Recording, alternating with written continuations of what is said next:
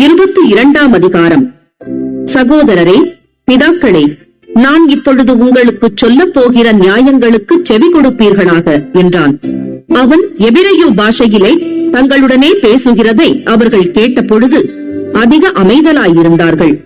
அப்பொழுது அவன், நான் யூதன், சிலிசியா நாட்டிலுள்ள தர்சு பட்டணத்திலே பிறந்து இந்த நகரத்திலே கமாலியேலின் பாதத்தருகே வளர்ந்து முன்னோர்களுடைய வேத பிரமாணத்தின்படியே திட்டமாய் போதிக்கப்பட்டு இன்றைய தினம் நீங்கள் எல்லாரும் தேவனை குறித்து வைராக்கியமுள்ளவர்களாய் இருக்கிறது போல நானும் வைராக்கியமுள்ளவனாய் இருந்தேன்.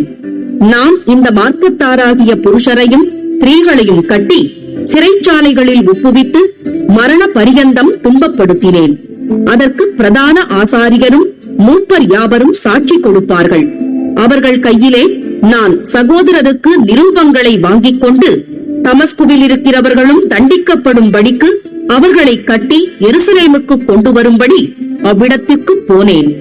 அப்படி நான் பிரயாணப்பட்டு தமஸ்குவுக்கு சமீபமான போது மத்தியான வேளையிலே சடிதியாய் வானத்திலிருந்து பேரொளி உண்டாகி என்னை சுற்றி பிரகாசித்தது.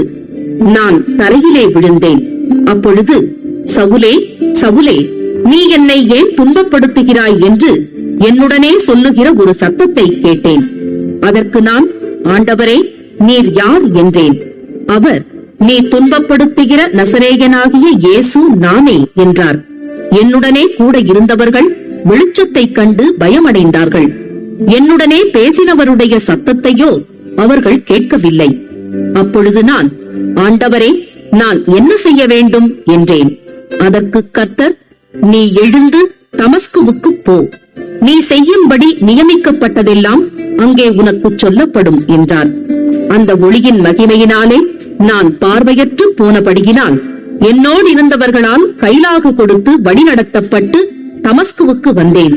அப்பொழுது வேத பிரமாணத்தின்படியே பக்தி உள்ளவனும் அங்கே குடியிருக்கிற சகல யூதராலும் நல்லவனென்று சாட்சி பெற்றவனுமாகிய அனனியா என்னும் ஒருவன் என்னிடத்தில் வந்து நின்று, சகோதரனாகிய சவுலே, பார்வையடைவாயாக என்றான்.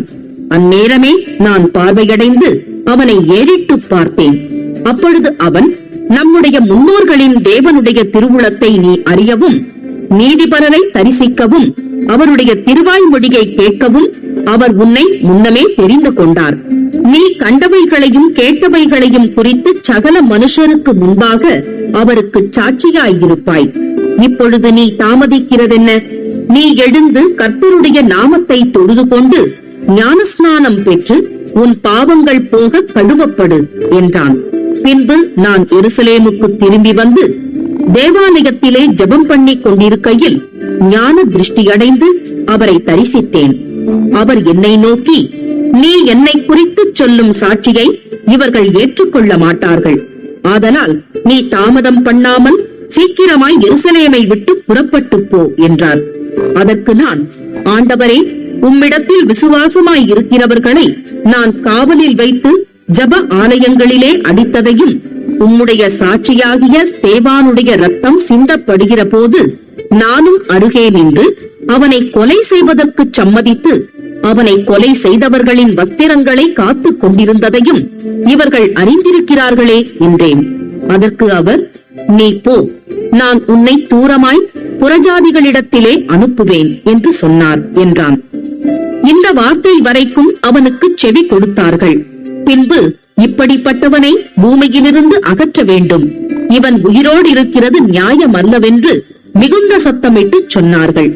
இவ்விதமாய் அவர்கள் கூக்குரலிட்டு தங்கள் மேல் வஸ்திரங்களை எரிந்துவிட்டு ஆகாயத்திலே புழுதியை தூற்றிக் கொண்டிருக்கையில் சேனாபதி அவனை கோட்டைக்குள்ளே கொண்டு வரும்படி கட்டளையிட்டு அவர்கள் அவனுக்கு விரோதமாய் இப்படி கூக்குரலிட்ட முகாந்தரத்தை அறியும்படிக்கு அவனை சவுக்கால் அடித்து விசாரிக்கச் சொன்னான்.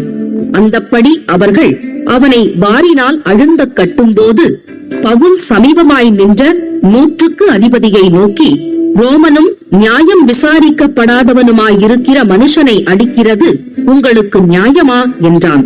100க்கு அதிபதி அதை கேட்டு சேனாபதியினிடத்திற்கு போய் அதை அறிவித்து, நீர் செய்ய போகிறதை குறித்து எச்சரிக்கையாயிரும், இந்த மனுஷன் ரோமன் என்றான். அப்பொழுது சேனாபதி பவுலினிடத்தில் வந்து, நீ ரோமனா? எனக்குச் சொல் என்றான். அதற்கு அவன், நான் ரோமன் தான் என்றான். சேனாபதி பிரதியுத்தரமாக, நான் மிகுந்த திரவியத்தினாலே இந்த சிலாக்கியத்தை சம்பாதித்தேன் என்றான். அதற்கு பவுல், நானோ இந்த சிலாக்கியத்திற்குரியவனாய் பிறந்தேன் என்றான். அவனை அடித்து விசாரிக்கும்படி எத்தனமாய் இருந்தவர்கள் உடனே அவனை விட்டுவிட்டார்கள். சேனாபதி அவன் ரோமன் என்று அறிந்து அவனை கட்டுவித்ததற்காக பயந்தான்.